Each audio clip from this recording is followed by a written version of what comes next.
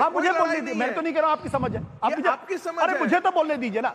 तो मुझे इस बात को लेके चिंता होती है।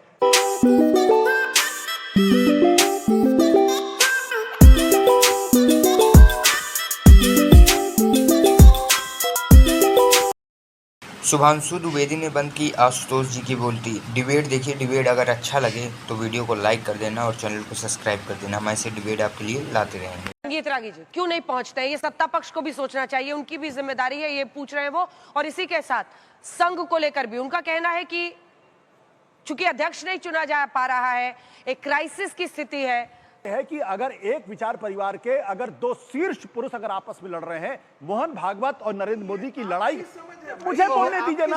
हाँ मुझे बोलने दीजिए, मैं तो नहीं कह रहा हूं आपकी समझ है, आपकी समझ। अरे मुझे तो बोलने दीजिए ना।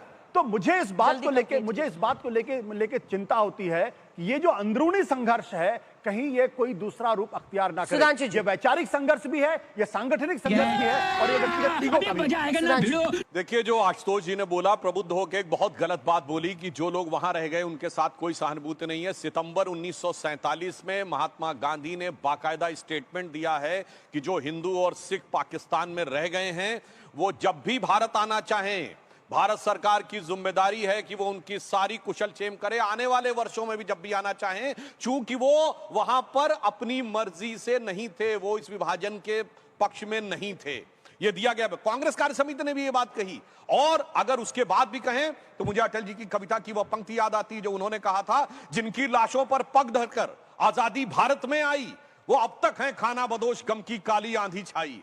हिंदू के नाते उनका दुख कहने में तुम्हें लाज है आती, तो सीमा के उस पार चलो, सभ्यता जहां कुचली जाती। और जो भारत के बारे में कहा, मैं ईमानदारी से बता देना चाहता हूं, 1946 की कॉन्स्टिट्यूएंट असेंबली में जिस समय जो मुस्लिम सीट्स थी, आज के भारत में, मैं आज के पाकिस्तान बांग्लादेश की नहीं कह रहा हूं, 95% मुसलमानों ने पाकिस्तान बनने के पक्ष में वोट दिया। मोहम्मद अली जिन्ना भारत में की कॉन्स्टिट्यूएंट असेंबली में 46 में कहां से चुन के गया? लाहौर, कराची, रावलपिंडी से नहीं, ढाका और पेशावर और चटगांव से चुन के नहीं गया, वो मुंबई की बाइकुला सीट से 95% वोट के साथ चुन के गया। आज का यूनाइटेड प्रोविंस 73 में 64, आज का गुजरात और महाराष्ट्र, बॉम्बे प्रेसिडेंसी 30 में 30 मुस्लिम लीग, आज का साउथ इंडिया वो। और फिर मैं ऐसे हवा में नहीं बोल रहा हूं, जनवरी 9 मद्रास प्रेसिडेंसी 28 में 28, और सरदार पटेल ने जनवरी 48, 3 जनवरी 48 को कलकत्ता में बोला, भारत के अधिकांश मुसलमानों ने पाकिस्तान बनने के लिए वोट किया है। मैं नहीं मानता एक दिन में दिल बदल गया।